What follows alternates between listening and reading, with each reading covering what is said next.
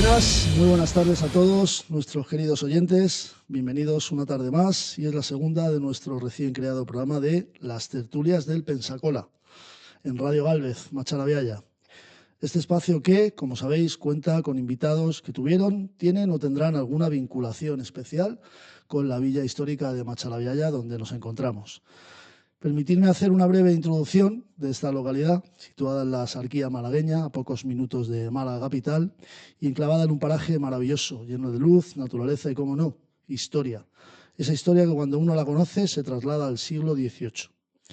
Machalaviaya viene del árabe Machar ibn Yaya, que en su traducción vendría a ser la villa del hijo de Yaya, fundada hace varios siglos. En el siglo XVIII, Machalaviaya tuvo una de sus épocas de mayor esplendor, ya que en esta localidad nació una de las familias más ilustres que tanto hicieron por esta hermosa población, la familia Gálvez, con José de Gálvez como estandarte principal y Bernardo de Gálvez como uno de los héroes de la independencia de los Estados Unidos de América.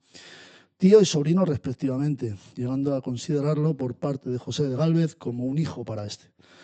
Bernardo de Gálvez fue ese gran militar español que consiguió varios triunfos en batallas muy decisivas para la consecución de la independencia de los Estados Unidos de América, consiguiendo ser nombrado ciudadano honorario por el presidente Barack Obama en el año 2014. Machalaviaya está hermanada con localidades muy importantes como son Pensacola, Nueva Orleans, San Elizario, Socorro, etcétera, etcétera. Me dejaré muchas y pido disculpas por ello. De hecho, es la única localidad española donde se celebra el 4 de julio, día importante para los Estados Unidos, ya que se celebra su Día de la Independencia. Y aquí es donde nos trasladamos a esa época y todo el pueblo celebra vestido y uniformado para esa ocasión. Es desde este espacio donde queremos saludar y tener una mención especial con nuestros hermanos americanos, a los cuales acogemos cada año, como en casa, y ese sentimiento recíproco. Así que hoy saludamos desde esta radio y desde este programa, Las Tertulias del Pensacola, a todos nuestros hermanos que están al otro lado del gran océano Atlántico. Va por vosotros, amigos estadounidenses, desde Machalaviaya os enviamos un fortísimo abrazo y aquí tenéis un pedazo de vuestra casa. En el día de hoy, las tertulias del Pensacola, en Radio Gálvez, Machalaviaya, tenemos el honor y el privilegio de contar con un invitado muy especial, que como los invitados que irán pasando por este programa es amigo personal y de la casa.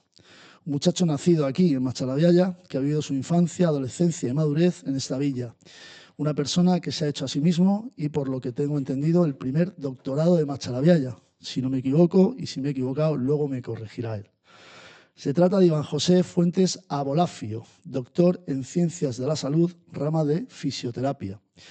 Muchas más cosas que nos irá desgranando y contando en esta entrevista. Iván es una persona afable, cercana, con quien conversar es un lujo, es una persona pausada y sobre todo una persona con quien puedes contar siempre que él pueda, claro, así me han dicho.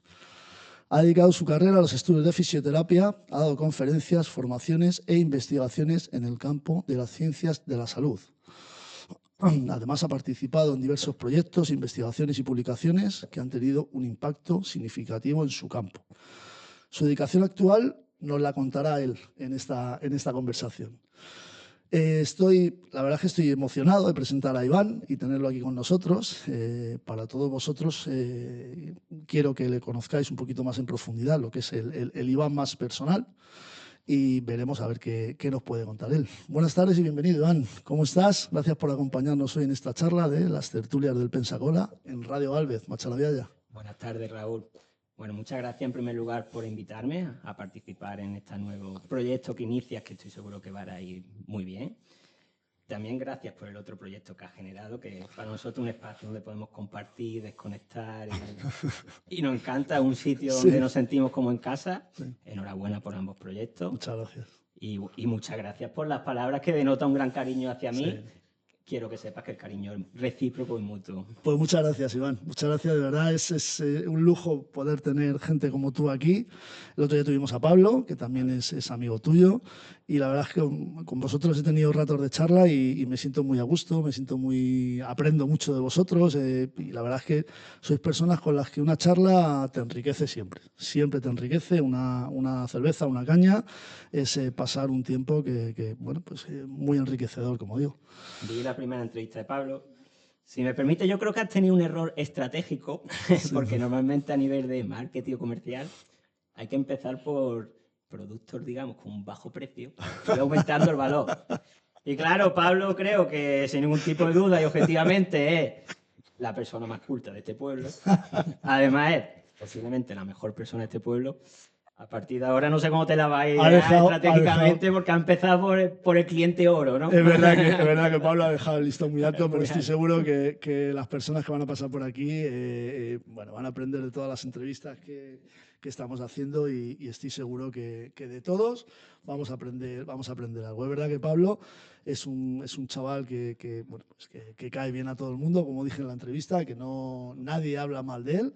Es una persona muy culta, igual que tú, igual que las personas que pasaban por aquí, y una persona como tú, con la que se aprende, con la que se pasa un buen rato de charla. Iván, tú eres de aquí, de Machalaviaya, ¿no? Cuéntanos un poquito cuándo naciste, cuéntanos un poquito. Yo nací un 12 de marzo del 95, ya estoy cercano a mis 30 años. Nací en el pueblo de Benaque, en el municipio de Machalaviaya, Benaque y Vallejo. Y yo nunca he abandonado el pueblo. Yo he vivido mi infancia aquí, mi adolescencia. Ha habido tu infancia aquí, ¿no? Sí, mi infancia que es... Yo la recuerdo como una etapa mágica, una etapa muy, muy feliz. Fue una infancia preciosa. ¿Qué recuerdas? ¿Qué recuerdas de esa infancia mágica que tú dices? Tengo millones de anécdotas que me acuerdo, pero... Pero tú ibas aquí al colegio. Yo iba aquí, yo estudié en estos colegios, tanto en el de Benaque, que allí hacíamos lo que antiguamente se llama parvulito, y luego pasábamos a Macharaviaya, que ahí hacíamos desde segundo hasta sexto de primaria. O sea que hay dos colegios, uno en Benaque y otro en Machalaviaya. Sí. Nuestra profesora fue Teresa, además. Teresa, que es una persona que vive aquí en el pueblo, vecina del restaurante Pensacola. Y luego en Macharaviaya teníamos una directora que se llama Marisa, que ahora que soy adulto ya y que también trabajo en el ámbito de docencia, tuvimos unos profesorados que yo creo que hoy en día ni existen. Era una educación fantástica, de actividades, era una educación individualizada. Porque ¿cuántos erais en vuestras clases, en vuestras líneas? Porque bueno, actualmente hay muchas líneas en los colegios.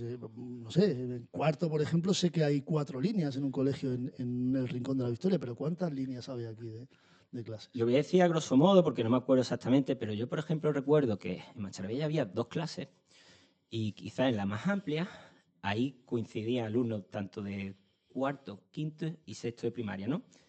Y en esa clase, a lo mejor en total, entre cuarto, quinto y sexto de primaria, sumábamos 10, 12 personas. Y se daba la paradoja de, por ejemplo, yo tercero, cuarto, quinto y sexto de primaria, aunque estaba en la misma clase con otro alumno, en ese curso yo era el único alumno. Entonces imagínate la educación, a lo mejor matemática, un profesor se llama Aurelio, daba una clase de temario para el alumnado de tercero de primaria, yo estaba en sexto, yo mientras hacía unas tareas y luego a mí me explicaba individualmente. Es casi una educación particular. Casi yo que vengo de Madrid, de una capital, ¿cómo es eso de estar en la misma clase con gente de tercero, cuarto y quinto? O sea, eso es algo... Y además 10 personas, 10 niños. Para nosotros, claro, estaba normalizado y aparte esos 10 niños, pues eran los 10 niños del pueblo, que nosotros íbamos juntos al colegio, estábamos por las tardes juntos, pues era como estás con tu familia, aprendiendo de una manera muy individualizada, con un profesor al lado. Es una educación envidiable que yo creo que es muy difícil de ver en otros colegios. Eso hoy en día yo creo que no se da en ningún sitio, salvo en pequeñas localidades como Machalaviaya, muy pequeñas como Machalaviaya. Y aparte, como digo, la suerte del profesorado de aquella época, el de ahora lo desconozco, que eran grandes profesores. Tenían mucha iniciativa. Teresa, que por ejemplo ahora ha hecho aquí un teatro formidable, pero es que a nosotros ya nos enseñaba a través del teatro, nos enseñaba a través del juego. Marisa era una persona muy organizada, muy disciplinada, que quería que el colegio siempre estuviese bien, que vamos, era todo muy ordenado. Como dices tú, una educación muy personalizada. Muy personalizada, muy individualizada, gente muy comprometida con su profesión. Cuando eres niño ni te das cuenta, ni lo valoras, incluso discutiríamos con los profesores o me has regañado, pero ahora que ya soy adulto y incluso yo trabajo como docente, tuvimos una suerte muy grande de estudiar en estos colegios públicos. Y una pregunta, porque claro, yo tengo hijos, adolescentes, han sido pequeños, lógicamente. ¿Las tutorías cómo eran? ¿Ibas a la casa de la profesora? Porque claro, si vivían aquí también, ibas a la clase, oye, Teresa, mira, ¿cómo va mi hijo? ¿Cómo...? Pues recuerdo, y es que yo recuerdo que el colegio terminaba a las 2 Y, por ejemplo, Marisa, incluso Teresa, de Marisa no recuerdo más, quedarse aquí por la tarde, comer en el colegio y quedarse por la tarde. O sea, que no vivían aquí. Teresa creo que una época sí, luego no. Marisa desde luego que no. De hecho era una profesora que tenía una plaza en otro colegio de Málaga, pero ella quedarse por la tarde y ir nuestros padres a una tutoría por la tarde con Marisa quizás. Sí, era gente que totalmente implicado en su trabajo, en su profesión. ¿Y cómo era el recreo, el momento del recreo? Porque, claro, en otros colegios, que si el fútbol, de aquella época, que si el fútbol, que si no sé qué, ¿cómo era el recreo vuestro? Aquí, 10 niños, ¿cómo era? Aunque parezca que no nos la ideábamos para jugar fútbol. ¿Qué ideabais? ¿Qué hacíais? Pues mira, justo en Macharavía, ya en un espacio que hay detrás del colegio, hay 2 bancos, uno enfrente de otro. La parte baja del banco, eso era la portería. Y jugábamos con botellas o con una pequeña pelota. El problema es que la pelota al final acababa en el monte y a veces desaparecía, pero ahí no lo ideábamos. Volvíais a poner otra pelota. Otra pelota, una botella, una lata. Jugábamos mucho, yo recuerdo el juego del pañuelo. Sí. Se lo cogía, nos enfrentábamos y el primero que tiraba salía a correr. La gallinita ciega. También. Jugábamos chicos mucho. y chicas, ¿no? Entiendo chicos que había, chicas, ¿no? Sí, éramos 10 entre chicos y chicas, claro, y todos jugábamos juntos, claro. Y o sea, aparte de esos juegos, ¿qué más hacíais en el colegio? ¿Qué otra cosa? ¿Qué educación, aparte de la formación normal reglada, qué educación hacían con vosotros? ¿Qué os enseñaban? Yo recuerdo mucho, por ejemplo, con Tere, hacer mucho teatro. Yo recuerdo que en aquella época empezaron las películas de Harry Potter y hacer un teatro de todos vestidos Harry Potter, de ir al cine a ver Harry Potter. Recuerdo para Navidad hacer un teatro con Marisa, donde yo fui San José. Alba, otra niña del pueblo fue la Virgen María, pero claro, el teatro era en inglés, ya en niños, cantar en inglés. ¿El teatro en inglés? En inglés.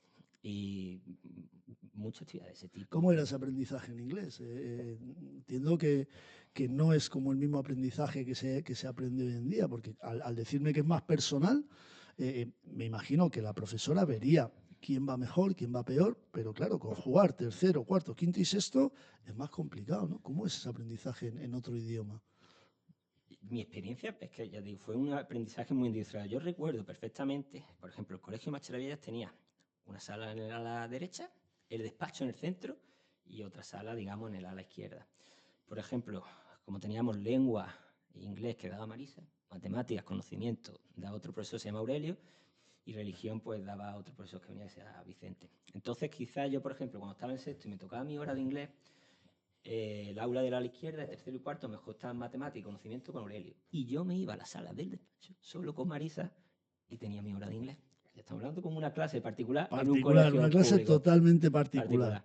Totalmente particular. Y así van rotando. Al final, si creo que no me equivoco, con 2 profesorados, 4 asignaturas que había en grosso modo, o 3 incluso prácticas, se iba rotando. A lo mejor en el ala derecha, pues cuando estaban dando la parte más de lengua inglés, estaba ahí Marisa con segundo, tercero. Cuarto, quinto, sexto, a lo mejor estábamos con Aurelio entre matemáticas y conocimiento. Claro, que os dividían. Se dividían, sí. Y luego lo bonito es que con los mismos que tú pasabas el colegio, tú ya habías planeado por la tarde lo que ibas a hacer. Eso te iba a preguntar yo. Termina el colegio, os vais a casa a comer y después ¿qué? Y después era un código. ¿Qué actividades extraescolares había? Era un código. Tú terminabas de comer, te veías la media hora de dibujitos que era Oliver Benji y Digimon, y a partir de ahí bajaba a la casa de tu amigo, pegaba en su puerta y iba recogiendo. Yo empezaba por Rubén, que comía en casa de su abuela, iba bajando, recogíamos a Paquito, a Samu, y más o menos ya teníamos idea del plan. Si no lo inventamos, los planes eran en invierno, eran vándalos los planes. Roba un trozo de plástico de una balsa. A mí ya me ha llegado al oído que los planes eran un poquito así, sí. Roba un trozo de plástico de una balsa, la cogías, te subías a lo alto del monte, estaban los tréboles de 3 hojas húmedos, te tirabas chorreando, luego parabas con tu glúteo, subías y toda la tarde. Esos eran los juegos o las actividades extraescolares que hacíais por vuestra cuenta. Otro juego, cabaña, que consistía en coger toda la basura que había en el campo, un colchón viejo, un mueble, lo iba trasladando de un sitio a otro. Por ejemplo, aprovechaba una casa vieja, pues tú te llevas tu colchón, te llevas tu mueble y hacías como una pequeña casa. Y había hasta roles y ahí iba a echar el rato. Luego querías cambiarle y las querías hacer en lo alto de un árbol. Entonces mudabas toda la basura, te ibas a un sitio que veía un árbol bonito, intentaba hacer una casita Y allí me imagino que, claro, cuando te chorreabas con ese plástico, llegarías a casa empapado, ¿no? empapado. Entonces es Empapado. cuando Oh, venía la bronca, ¿no? Que nos echaban de pequeños siempre, ¿cómo vienes así, es no? que me acuerdo, fue una época tan feliz, recuerdo. Mi madre me llegaba, yo llegaba lleno de mierda por todos lados, la uña. Mi madre me decía, por donde yo entro en mi casa, entra al salón y justo en el mismo pasillo al final está el cuarto baño. Mi madre dice, pega las manos a tu cuerpo y ves directo para el cuarto baño sin Que no tocar te nada. vea, que no Y te yo iba vea. allí como un soldadito para el cuarto baño, pero era súper feliz, era una época. Por aquel eh, entonces no salíais del pueblo, claro. no salíamos del pueblo, pero aquí éramos No os súper hacía falta, ¿no? felices, que inventamos. Yo recuerdo con 3 4 años a lo mejor ver a alguien que intentaba cazar pajarillos con la red, pues nosotros ya verlo de un adulto e intentar hacer una trampa con un Intentar pajarillo copiar y... y pegarte en la charca con una cabaña escondida y una cuerda intentando cazar un pájaro toda la tarde y al día siguiente intentar mejorar la trampa. Evidentemente no cogías nada, pero así podías pasar semanas, disfrutaba. Y en verano había algún sitio donde os refrescabais, porque me han dicho que algún baño en el río sí hacíais. O en el río,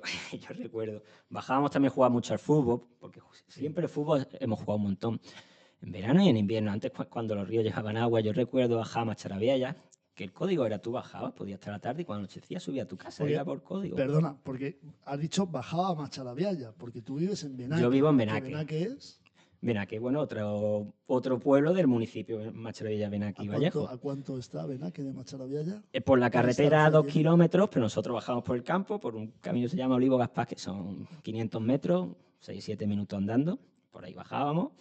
Veníamos a lo mejor con la idea de jugar fútbol, un invierno, no había gente para jugar fútbol, el río lleno, pues cogías, hacías tu balsa en el río. Teníais que cruzar el río para bajar de Machalaviaya, de Benaque a Había Machalaviaya, ¿o una no? zona que había río, pero podías pasar. Pero yo digo, Ajá, de cuando estábamos en el campo de fútbol y no sí, había gente para jugar fútbol, por el nuevo plan, pues bañarnos en el río. cambiabais el plan, ¿no? Y había No como si había fuese una problema, ¿no? especie de plástico que de ahí nos chorrábamos del campo al río y te estampabas Y contra el luego, río y luego subíais de noche, entiendo, pues ven aquí. y ahí no había luz, no había móviles como hoy en día, con linterna, Pero había ¿cómo como era? código, eras consciente de que tú llegabas, salías del colegio, comías, veías ese ratillo de dibujito y tú ibas a la calle. Y conforme anochecía, tú eras consciente que era el momento de ir a casa, te duchabas, merendabas y hacías los deberes. Era una época donde primero se jugaba y luego se hacía los Y lo- deberes. Se hoy, es aprovechaba al, el hoy es sol. al revés, hoy es al Sí, sí. revés. O no, o Digo, no, o no o sé. no.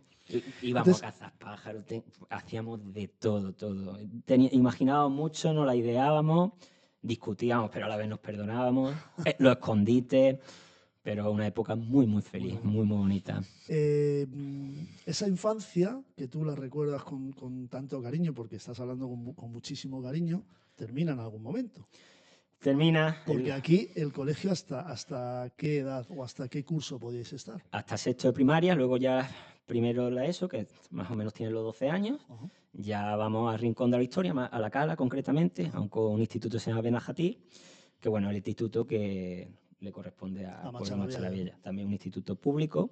Como he dicho, yo estuve solo en primaria aquí, pues entonces me tuve que ir al instituto pues solo, digamos, Solo. Y solo. aquí no había ningún amigo tuyo allí Claro, alrededor, sí ¿no? que había gente del pueblo, porque el mismo autobús para todo el pueblo, pero eran mayores. Voy solo, digamos, a lo que es mi clase, a primero de la ESO. Allí yo tenía a mi hermana, que era 4 años mayor, mis primos, que también es del grupo amigo, Sergio y José Carlos. Sí tenía gente en el instituto, pero no en mi clase, O sea, que tienes que empezar como de cero, ¿no? de cero. De alguna manera empezar a hacer Sí, amigos en tu clase, empezar a hacer compañeros con los que poder también jugar, ¿no? eso es. Aquella etapa la recuerdo porque, claro, también imagínate este tipo de educación que te he dicho que es muy, muy individualizada, a la vez era muy, muy noble, muy cercana. Yo creo que éramos muy inocentes. Ahora vas a un instituto con muchas Sí, personas, gente sí. más de ciudad, pues yo iba muy tímido, muy Claro, inocente. normal, normal. Y caí en una clase que recuerdo, no se me ha olvidado, había una niña que tenía 15 o 16 años, repetidora, que era un poco conflictiva. A mí me adoraba, por suerte, pero yo recuerdo de ser como ir muy tímido, como muy verde al instituto. Sí. Me cambié de clase y bueno, por suerte congenié muy bien y hoy en día pues a clase también un grupo de amistad que perdura. O sea, que mantienes amigos Sí, del sí. instituto, ¿no? Del Es rincón, un ¿no? grupo muy, muy, muy bueno, que ya digo, llevamos todavía juntos, y un grupo que también está integrado con el grupo del pueblo. Ah, Que sí. aquí, yo creo que todo el grupo fuerte del pueblo, que nos hemos criado aquí, a la vez ha hecho su grupo Ujú. por su vida, Sí, sí.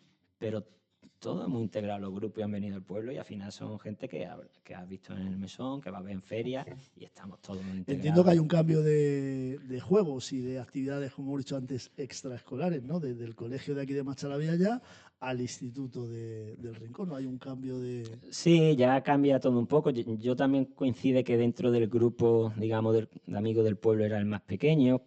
Entonces yo había a lo mejor cosas que no podía hacer. Pero en aquella época mi pasión era el fútbol. Ya hacíamos menos juegos tipo escondite, cabaña.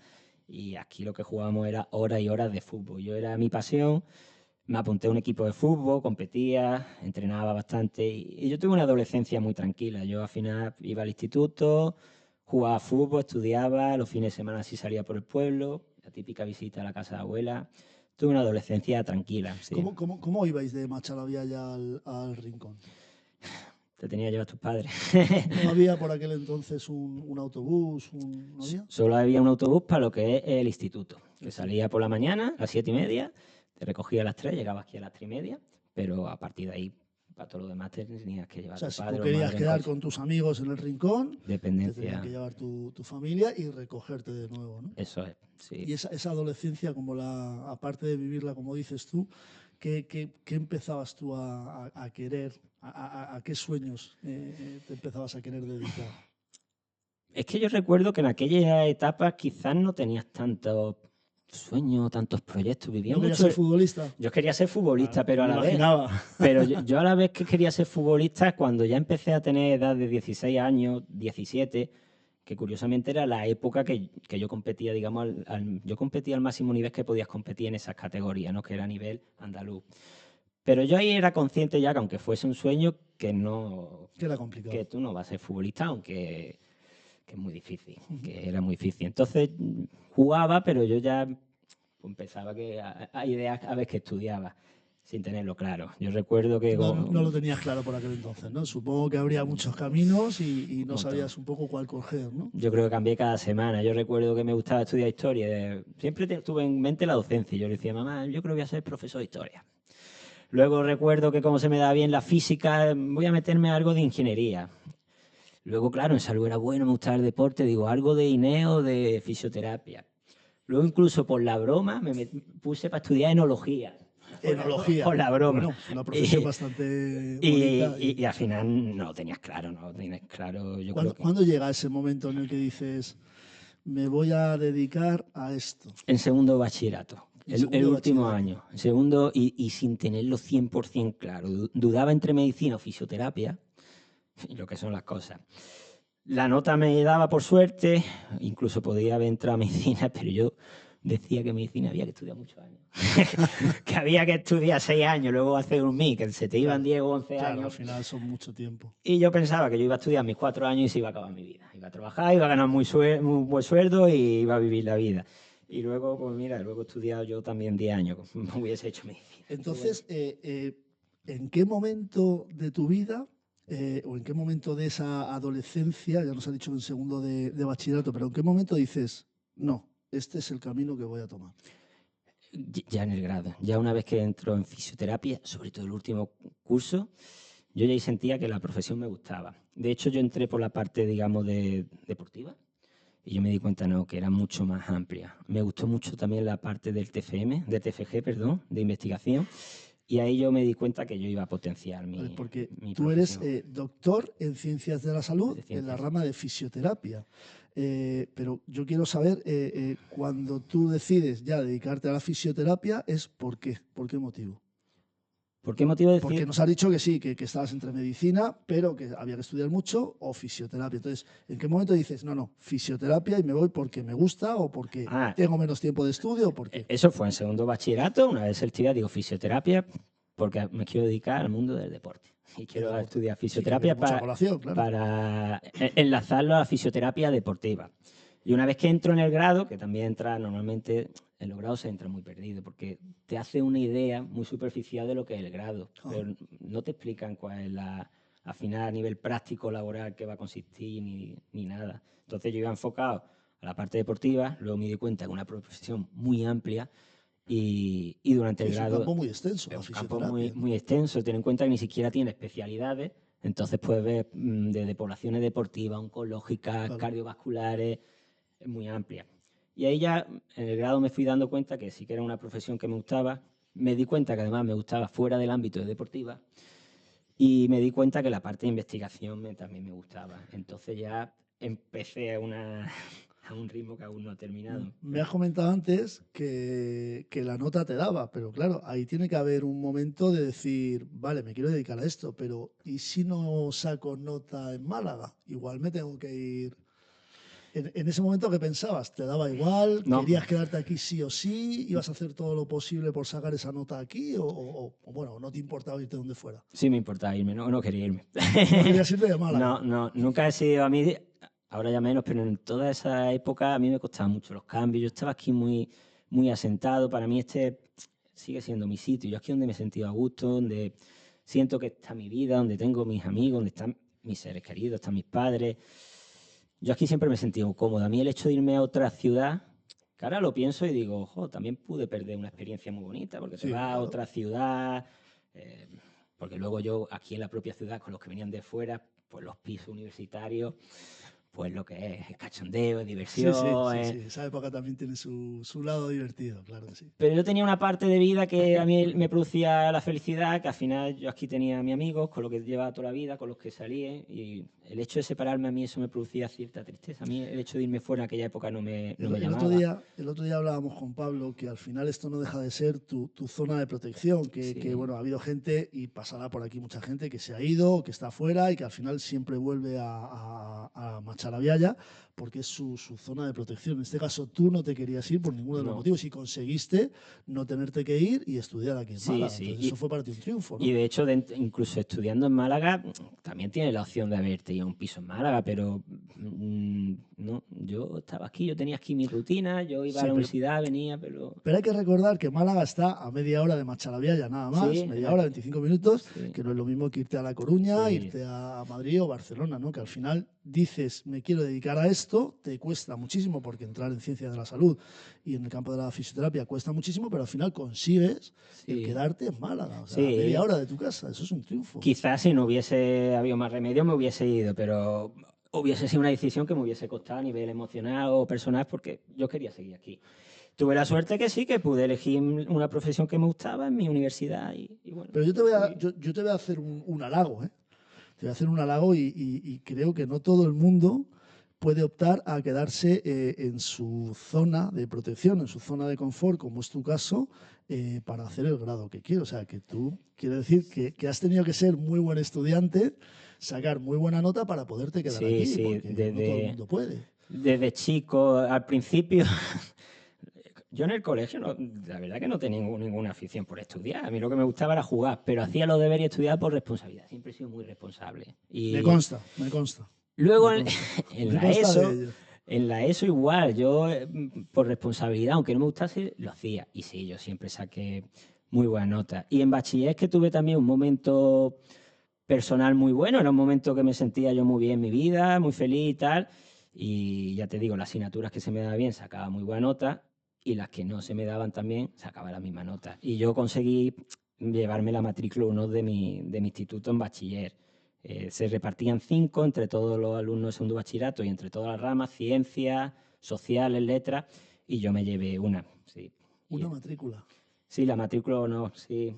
Tuve Enhorabuena toda. por ello Muchas y gracias. no todo el mundo puede decir eso, con lo cual tienes que estar muy orgulloso de esa matrícula. O sea, Sí, sí, estoy muy satisfecho con aquel insisto, año, era sí. buen estudiante. Aquel año en general siempre he sido buen estudiante, he sido muy responsable, he cumplido con lo que he considerado mi deber.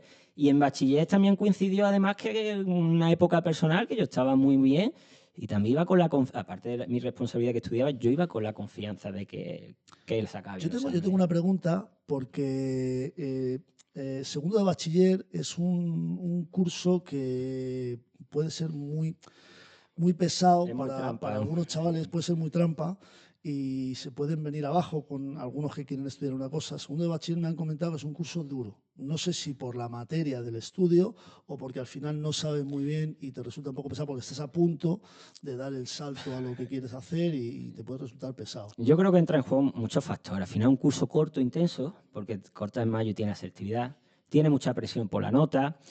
Las materias ya son más complejas, más difíciles. Y sí, yo recuerdo que un curso que muchos amigos lo pasaban mal, lloraban.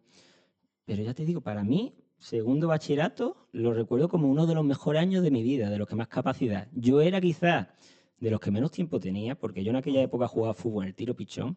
Yo tenía que ir 3 días en semana desde Benaque a Málaga, entrenaba y volvía, y el fin de semana un día para Jaén, para Almería, para Granada, que era un día perdido. Pero conservo esa agenda en mi casa, en segundo bachillerato, de todos los exámenes, de todas las asignaturas, de todos los cursos, de los 3 trimestres. La cifra exacta no la sé, pero el 60% de todos los exámenes durante el curso saqué un 10 redondo, sí. Fue un Joder, año madre mía, con mucha qué confianza, sí. lujo tener Fue una uno de los persona mejores, así. pero era un año, ya digo, un año que luego he tenido otros no tan buenos, que yo tenía Esto, mucha confianza. espero que nos escuche mucha gente y sobre todo que nos escuchen muchos chavales para que ellos vean que ese curso de segundo de bachiller al final se pasa, bueno, que es un año en el que tienes que estar al 100% para luego poderte dedicar a lo que realmente quieres. Entonces, bueno, aquí tenéis un clarísimo ejemplo de que el segundo de bachillerato, bueno, pues no deja de ser un curso más en el que hay que poner toda la carne en el asador. Espero Sí. que haya mucha gente que lo esté escuchando. Pero Eh, también digo, entra en juego muchos factores. Yo, claro. por suerte, pues ya digo, personalmente fue un buen año, familiarmente, yo me sentía seguro, tenía mi espacio de disfrute con el fútbol, Claro, que muchas veces yo que creo que eso es importante. A es veces la gente se importante también, encerraba es solo. importante. Pero mira, por ejemplo, luego tienes que hacer selectividad. Pues selectividad tuve un mal momento. Selectividad en mi examen, que era el día clavado, que es química. Pues en ese examen yo me di un golpe en la nariz con la alergia, he hecho sangre y resulta que es la peor nota de esa con selectividad. Mi asignatura, digamos, Vaya. que al final entran en juego muchos factores y bueno, cada uno al final pues tiene su vida personal, Llegas, aparte de estudiante. llegas a la Universidad de Málaga, como has dicho, y qué cambio ves ahí? Porque claro, vamos de un colegio en el que son 10 alumnos, eh, pasamos o saltamos a un instituto que tampoco es que fueran muchos, en el Instituto Manajatí, ya más grande, sí, pero y ya damos el salto a la universidad. Un chaval de Macharabiaya que empieza en un colegio muy pequeño, va a un instituto mediano y ahora llega a una universidad como la de Málaga, que es enorme. ¿Qué salto hay? Que el primer día que entras por la universidad dices, madre Me mía. pasa igual que cuando fui del colegio al instituto. En toda esa época de mi vida los cambios me costaban. Y yo recuerdo, el principio de la universidad yo hice con pena porque yo no quería que se terminara el instituto, porque yo había sido muy Claro, feliz y tenía mi grupo de amistad. Y entonces era como, yo no quiero que pase el tiempo y la universidad, yo quiero seguir en mi instituto con mis amigos.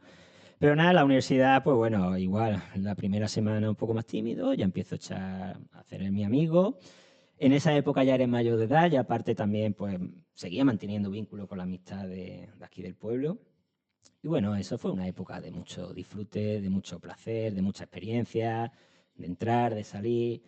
Nada, luego, es un cambio radical. Ya uno sí, ya va sí, siendo, va dejando de ser adolescente para empezar a ser ya una persona madura, con sí. sus responsabilidades y con sus diversiones, porque me imagino que en la universidad, como nos has dicho, Ahí, habría diversiones ahí había también, mucha ¿verdad? diversión. Ahí es cuando empezamos a salir, ahí salíamos jueves, viernes y sábado. Claro, Ahí es donde lógicamente. empezamos a beber, ahí es donde empieza mucha experiencia. Claro. A irte de viaje, a conocer a mucha gente de muchos sitios diferentes. Sí, eso también es enriquecedor, ¿eh? Sí, es una de las épocas más enriquecedoras que hay. Yo he intentado no irme nunca a la universidad, sigo intentando no irme de la universidad y yo recomiendo a todo el mundo ir a la universidad, ya no solo el hecho por especializarte o conseguir una profesión, sino por la experiencia que es ser universitario, la experiencia social, el conocer mucha gente muy diferente, muy diversa, con diferentes pensamientos y, y bueno, también la parte educativa. Al final, yo creo que a nivel personal es una experiencia que yo recomiendo a todo el mundo. Y la mía fue igual, una experiencia muy bonita, muy divertida. Reservo muchos amigos de aquellos años. Una experiencia muy bonita, sí.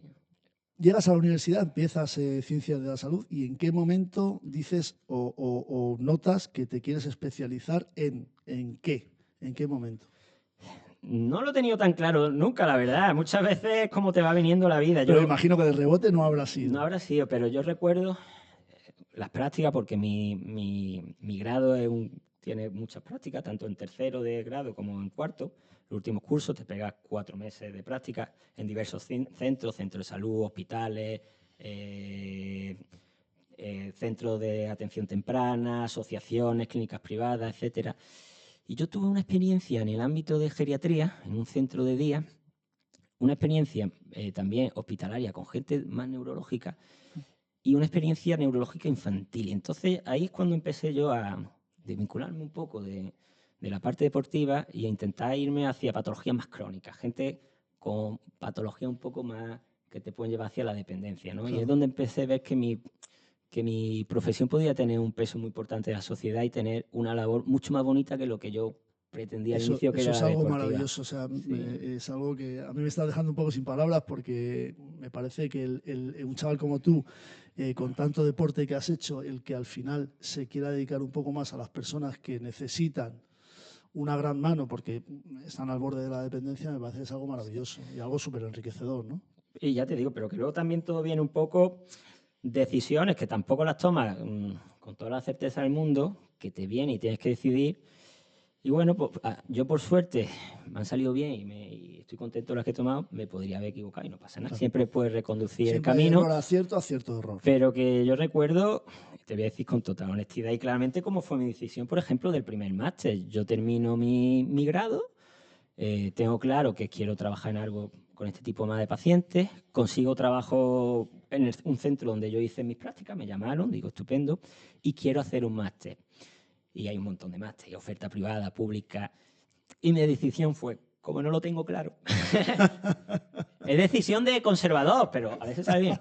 Como no lo tengo claro, no sé si irme para la parte de fisioterapia en el SAS, si irme para docencia, investigación, o si especializarme más, digo, pues bueno, como no lo tengo claro, voy a elegir entre algo público, un máster público, Ajá. que también por terminar el grado en tu año, no quedarte asignatura y demás, te convalida y no tienes que pagar matrícula. Ajá.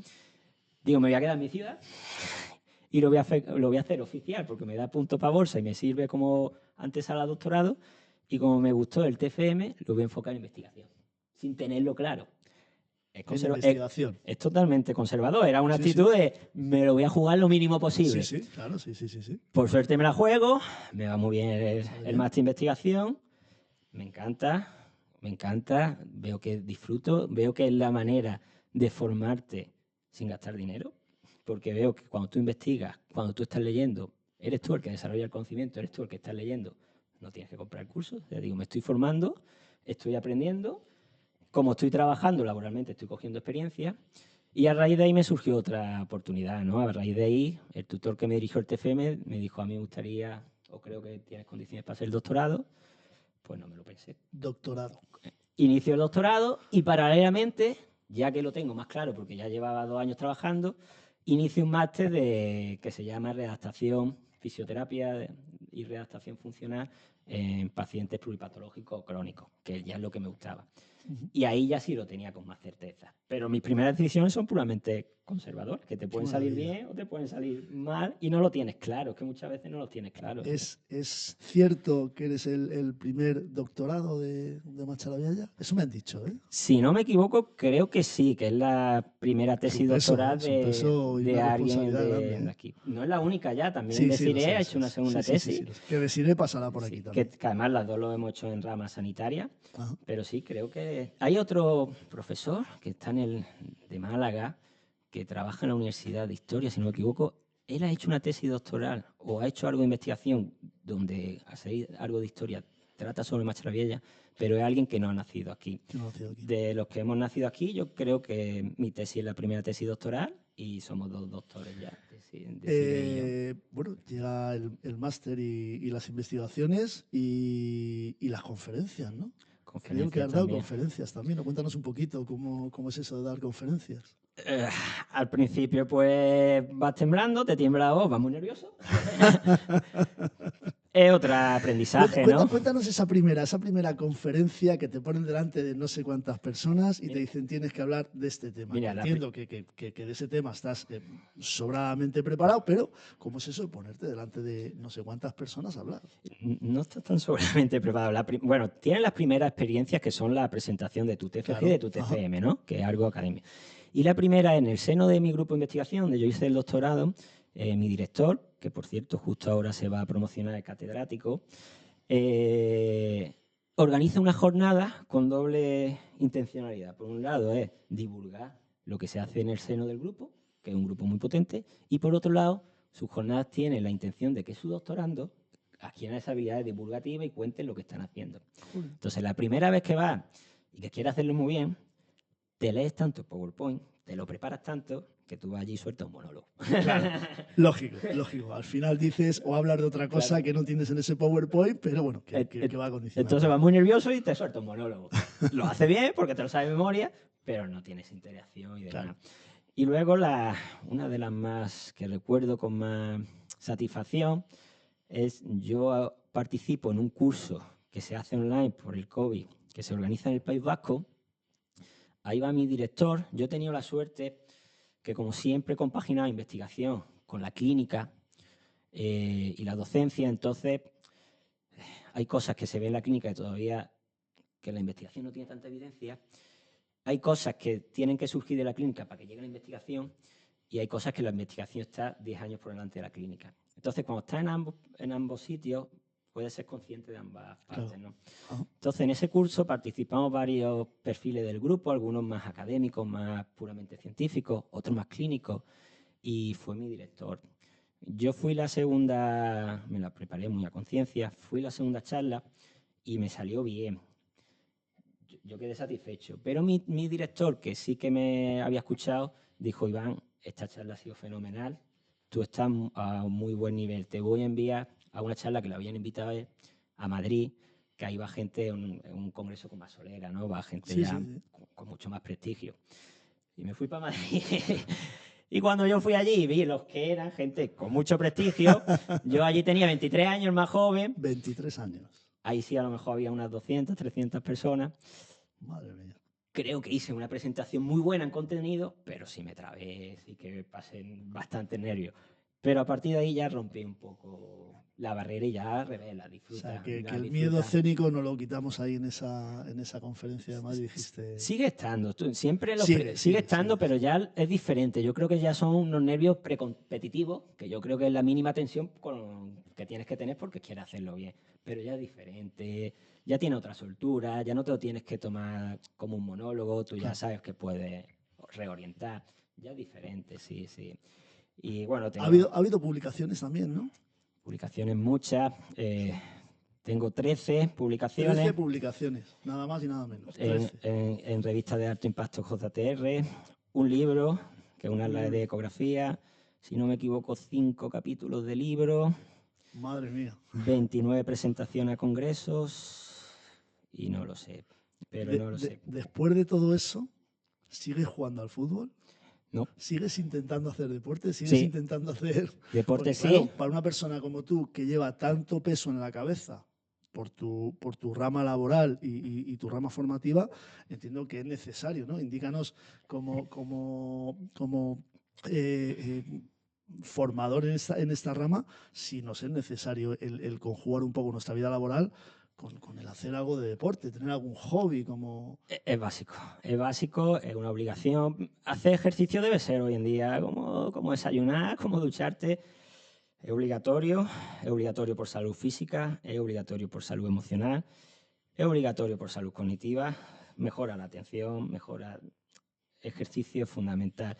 Yo solo he habido 3 años en mi vida que abandoné el ejercicio, que fue después del COVID, hasta hace un año, y, y me lo he notado mucho a nivel de salud general.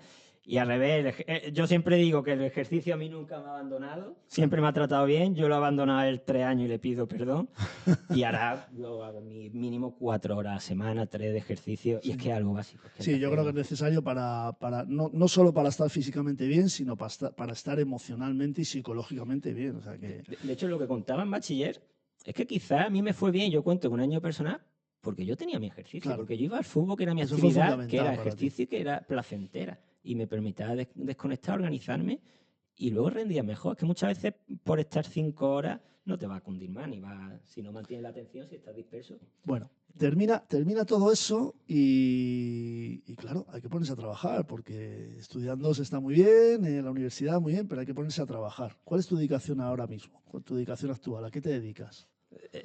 Durante todo eso también he trabajado. También, o sea, que has estudiado, has hecho deporte y has trabajado. Sí, mira, desde el año 2019 yo tenía un contrato de investigación en el Hospital Civil.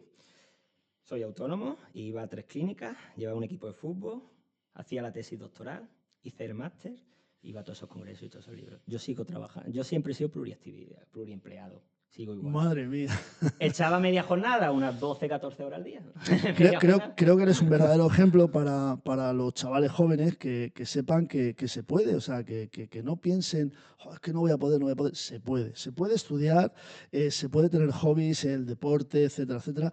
E incluso se puede estudiar, trabajar y seguir haciendo deporte. O sea, que eres un ejemplo Se debe. para los chavales jóvenes y que a mí me encantaría que te pudieran escuchar todos para que sepan que se puede, que no desfallezcan, que no piensen que no van a llegar, que sí, que se llega. Hay que tener constancia, entiendo, porque eso no sale del cielo, hay que tener constancia, pero que se puede llegar a donde uno quiere. Lo importante es hacerlo con gusto, con placer, y yo creo que el ejercicio, eso es fundamental. Eso hoy en día es como por salud, es como el comer, ducharse, es como una píldora que es obligatorio hacer. Y lo demás, pues bueno, también coincide que para mí era placentero, que yo estaba disfrutando, que era lo que me gustaba. Igual que he dicho que he hecho todo eso, es una etapa muy concreta de la vida donde, pues, digamos que la parte profesional tiene un peso muy importante, pero que al final hay que Relativizar, que al final, claro, sí. lo más importante es vivir, lo más importante es la parte personal, tus amigos, y bueno, hay etapas en las que tienes que dedicarle más a la parte profesional. Es una parte, creo, muy, muy importante. Y yo estoy muy satisfecho con esa etapa, pero por otro lado, también una etapa que ya termina, que ya no voy a mantener ese ritmo de trabajo o de que la profesión sea el centro de mi vida, ¿no? Es una etapa importante cuando eres joven, lo sigo siendo, pero cuando eres más joven. 30 años, madre mía. Y ya está, pues aprendí mucho, disfruté mucho, tuve experiencias muy bonitas. También conseguimos un proyecto en el Instituto de Salud Carlos III. Una de las publicaciones fue la mejor revista de geriatría del mundo, que nos dieron también un premio de avance de investigación en Andalucía. Es una etapa donde todo giraba en torno al trabajo, pero tampoco debe ser todo eso, una etapa concreta Hay que de la saber, vida. como dices tú, relativizar y tener tiempo un poco para todo. Y lo importante es que sea placentero, que guste y ya esté. Entiendo que tu dedicación a corto, medio y largo plazo seguirá siendo el campo de la fisioterapia y, bueno, no sé, a mí me has dejado un poco la boca abierta a lo que te dedicas, ¿no? Con la gente bueno, que necesita realmente ayuda de los demás para estar un pelín mejor. Bueno, hablando un poco de tu vida personal, y lo que me has comentado de cuando erais chavales, dejando un poco tu rama ya laboral y de formación, me ha contado algún amiguete que en feria hacíais escaladas nocturnas, ¿verdad? Que en feria aquí en Machalavialla lo pasabais realmente bien, ¿no? Yo nunca he hecho eso. ¿No lo has hecho tú? Vale, vale. Yo era un perfil diferente. Yo en... A ver cómo lo contamos. En feria, cuando nos volvemos un poco más simplones, sacamos la parte más de animal, menos humana, cada uno tiene distintos roles. Mi rol cuando estoy más contento no es un rol ejecutivo, yo soy un rol colaborativo. Yo no escalo, yo no lo ideo, yo siempre he apoyado. Apoyas y aplaudes, ¿no? Lo has hecho muy bien, lo has hecho muy bien. Siempre me ha parecido correcto y que era una buena... Lo que se tenía que hacer en ese momento. Que era una buena acción. Claro nunca que he sí. puesto impedimentos, pero nunca he sido ejecutor. No, Claro no, que sí. Yo tengo otra anécdota que no se puede contar. ¿No se puede contar esa anécdota? ¿Seguro? Te puedo hacer una propuesta. Bueno, una propuesta o una pincelada, Te puedo hacer una propuesta que un día, en vez de entrevista individual, que venga el grupo. No, eso vamos. Y tomo soltamos nota un poquito de chispa. Sí, Hay tomo muchas nota, que, por suerte, hay un montón que tenemos millones de anécdotas. Por suerte, todas son muy divertidas y todas salieron bien. Y además ahora las recordáis con mucho cariño, Sí, con sí. mucha... Claro que sí. Claro Si que quieres te cuento una de la infancia. Venga, cuéntanos una. De lo que era la infancia y la travesura, ¿no? Recuerdo, nosotros íbamos a buscar nidos, pájaros, ¿no? Y me acuerdo del vecino Paquito, claro, con 4 añitos quizás, ¿eh? Enfrente de nuestras casas había una pequeña finca que era almendro, y nosotros cuando llegaba la primavera íbamos y buscamos todos los nidos. Siempre con el objetivo de a ver si cuando nacía el pájaro éramos capaces de cogerlo. Y entonces señalábamos en cada almendro donde estaba el nido, íbamos a verlo todos los días. Claro, alguno de nosotros le preguntaría a sus padres que qué hacía el pájaro, qué hacía la gallina, y el padre pues, nos diría que lo que hacía es pues, calentar el huevo para que nazca Claro, no entendíamos que hay un desarrollo y una Sí, etapa sí. temporal. En aquella época llegaron los microondas. Y claro, nosotros ideamos que si el microondas calienta la leche y los huevos necesitan calor, pues Te voy a para decir hacer una el cosa, pollo. Joaquín se está llevando las manos a la cabeza, ¿eh? Conclusión, los 15 o 20 nidos, con 30 o 40 huevos, con 4 años, lo cogemos en una bolsa, lo llevamos al microondas, ponemos unos segundos y decimos, aquí no nace el pollo, habrá que darle más tiempo. Le damos más tiempo y todo lo hemos reventado y a correr. Pero bueno, eso hoy en día Pues eso creo era parte de que la no, pero tarde. vaya, sí, sí, esas son las anécdotas bueno, que No lo como voy a, estas no, habrá muchas más. no lo voy a olvidar en Pero mi bueno, vida. sé que os lo habéis pasado muy bien, Sí. sé que seguís viendo la Sí. feria de vuestra localidad con mucha alegría cuando llega, alguno con demasiada alegría. Bueno, yo que la he vivido, a mí me encanta y ver a toda la gente que se ha ido, pero que vuelve, como hablábamos al principio, a su zona de protección, a su casa, la que es su casa, a mí me parece algo fenomenal. Yo no he tenido esa situación porque yo vengo de una gran capital y ahí pasamos muy desapercibidos todos, pero me siento un macharatungo más y me encanta ver eso porque la verdad es que disfruto, ¿no? de ver a toda la gente que está afuera, cómo viene aquí. Yo me gustaría que le dieras algún consejo a todos estos chicos que, bueno, pues que son adolescentes todavía, que no saben muy bien por dónde ir o por dónde va a ir su camino, que una persona como tú, con 30 años, doctorado y con todo lo que tienes a tus espaldas, ¿qué consejo les puedes dar? Yo no soy nadie para dar consejos, pero bueno. Bueno, creo que tú eres mejor que tú. Hay pocas personas para dar esos consejos que con 30 años o eres lo que querías ser. Lo más importante, Exprímete, Iván, exprímete. lo más importante es disfrutar, ser feliz, yo creo, ser buena persona, ser amigo de tu amigo. Eso es lo más importante, eso es la esencia de la vida. Y luego, pues oye, que hay muchas formas de ganarse la vida, digamos, laboralmente. Yo lo que sí he sido siempre responsable organizado y lo que he hecho lo he hecho con ganas o con pasión. Entonces, yo creo que muchas veces puedes encontrar aquello que te gusta, aquello que te apasiona. Evidentemente, al menos nosotros, y yo creo, me voy a permitir el lujo de hablar por todo el pueblo, por el tipo de generación que somos, el tipo de población que ha residido aquí, a nosotros nadie nos va a ganar. Al final no nos vamos a tener que ganar. Entonces, evidentemente, tienes que encontrar lo que te guste, pero un poco de esfuerzo hay que hacer. Te O tienes que sea, nos quedamos esforzar, con hay esa que luchar. pincelada. Esfuerzo y constancia, ¿no? Y que no, pero dentro del esfuerzo tiene que haber un cierto placer y disfrute, porque si no, va a saturar. Sí, sí. Mira, fisiológicamente, tú puedes estresar al cuerpo, puedes darle más esfuerzo, más trabajo y el cuerpo genera adaptación. Ahora mismo nos está hablando el Iván. Sí. Y conforme le vayas metiendo caña a estímulos, el cuerpo va a tener mayor capacidad. Pero llega un umbral que si el estímulo es excesivo, se llega a una fase que es la de agotamiento, todo eso es peligroso a nivel físico, emocional, cognitivo. Entonces, cuanto más estímulos tengas a nivel social, a nivel laboral, cuanto más leas, cuanto más aprendas, cuanto más voluntad, cuanto más colabores. Yo he hecho muchas cosas colaborativas sin cobrar y lo sigo haciendo. Posiblemente más aprende y Se dice mucho de ti. más capacidad tenga y laboralmente puedes que tenga pues, más opciones. Pero con la base mínima que es disfrutar, que lo más importante es ser feliz, que lo más importante es intentar ser buena persona y amigo de tu amigo, y a partir de ahí, pues bueno, un poco hay que esforzarse y cada uno pues tiene su camino y todos los caminos son válidos, claro. Nadie es Vaya, ejemplo de nada, cada uno tiene su camino. conversación más amena. Bueno, no sé el tiempo que llevamos, pero nos podríamos pegar aquí y horas hablando contigo. Yo con Y vosotros. creo que no podemos tampoco tanto porque hay que dejar un poquito para otro momento. Tengo una última pregunta porque ya vamos a ir terminando, que me la ha trasladado Lourdes, Lourdes. a quien conoces. Y bueno, me ha comentado o me ha preguntado cuál es tu proyecto a corto o medio plazo. Un proyecto que tengas en mente que todavía no hayas hecho y que esté ahí rondándote la cabeza. Tengo algunos, pero es que no lo suelo contar. No lo cuentes, o sea, A cuenta ver, lo que puedas, tampoco nos vas a desgranar te, aquí te- algo que te- es un secreto, lógicamente. te voy a contar alguna cosilla, ¿vale? Pero mira, como he dicho, yo he tenido ahora un periodo muy intenso, donde he hecho mucho esfuerzo y donde todo se ha centrado en la parte profesional.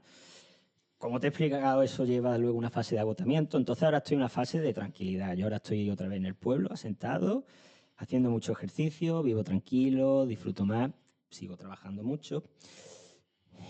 Y parte de mi proyecto a medio plazo, enfocándolo siempre a nivel profesional, bueno, yo voy a intentar la parte académica de investigación potenciarla y bueno, al final mi objetivo pues será acreditarme y bueno, si tengo energía a muchos años, dentro de 20, 30 años, cuando sea, pues bueno, intentaré luchar por mi cátedra, ya que he empezado, lo intentaré. Pero ahora mismo mi proyecto es puramente personal. Yo ahora estoy con el objetivo de volver a correr a 4,20 kilómetros, que es lo que corría con 20 años, de tener tiempo, de viajar y de disfrutar. Bueno, lamentablemente vamos a tener que ir terminando. Creo que ha sido una conversación muy, muy, muy amena, muy enriquecedora. A mí me ha sorprendido muchísimo porque yo conocía a un Iván cercano, como he dicho al principio, pero no tan cercano. O sea, laboralmente no te conocía tanto. Y bueno, me ha sorprendido porque es que hay que quitarse el sombrero ante una persona como tú, que con 30 años ha conseguido tanto como has conseguido. Para mí ha sido un placer conversar contigo, que hayamos pasado este ratito tan agradable y sobre todo lo que digo, ¿no? El conocer a ese Iván más personal y bueno, me gustaría que te pudieras despedir de todas las personas que nos escuchan, de nuestros oyentes, en esta que es y será tu casa siempre. Bueno, en primer lugar, gracias a ti, Raúl. La verdad que he sido muy cercano porque contigo me siento como en casa, es como una persona de esta también ancla, ¿no? De seguridad, entonces yo me he sentido como en casa. Como he dicho al principio, gracias por todos los proyectos que está iniciando, que creo que le están dando mucha vida al pueblo. Sé que van a ir bien y que van a ir Gracias. progresivamente. Y nada, pues muchas gracias por todo. Volveré. Por supuesto, vamos. Y por como supuesto. último mensaje... Y volveréis, volverás y volveréis. Volveréis. Y nada, como último mensaje, pues yo solo tengo que decir que yo me siento muy afortunado de toda la vida que lleva el pueblo, que me parece que tiene un pueblo formidable, con una calidad de vida envidiable, con una gente maravillosa. Como me ha elogiado mucho, yo no soy ejemplo de nada ni nada de esto, cada uno que tenga su proyecto y todos son válidos, pero sí quiero lanzar un mensaje en radio y un mensaje político que tú, por ejemplo, crees que, dice, lo que ha hecho Iván, pues como mucho trabajo, con mucho valor, pues la mayoría de ese trabajo no es pagado, la mayoría de ese trabajo ni siquiera es subvencionado y normalmente es por un problema, que es que no se invierte nada en ciencia. Ya. Y yo creo que en todos lados que vayamos, los que nos dedicamos a esto porque sufrimos mucho, debe haber conciencia que hay que invertir en ciencia y quería aprovechar este momento, ya que me ha preguntado la parte de la ya que estamos en radio, de que hay algo que defender y que depende de toda la sociedad y depende de cada uno de nosotros. Pues me parece un mensaje que hay que cogerlo al vuelo y que los que están arriba, pues a los que estamos abajo, pues aprendan un poquito de nosotros también. Así son los machalatungos y machalatungas, gente maravillosa, gente formidable como Iván. Y simplemente, bueno, darte las gracias, Iván, y que bueno, que espero que vuelvas hasta la que será siempre tu casa. Cuando quiera. Muchas gracias, Raúl. A ti, Iván. Me despido de todos vosotros, agradeciendo que estéis ahí, al otro lado de este maravilloso proyecto que es Radio Gálvez y nuestro programa Las Tertulias del Pensacola. Hoy quiero dar las gracias a Joaquín, porque siempre está al frente de los mandos y hace posible este espacio. Y a todos nuestros queridos oyentes, 1.000.000 de gracias y hasta el próximo programa, que será muy pronto. Adiós.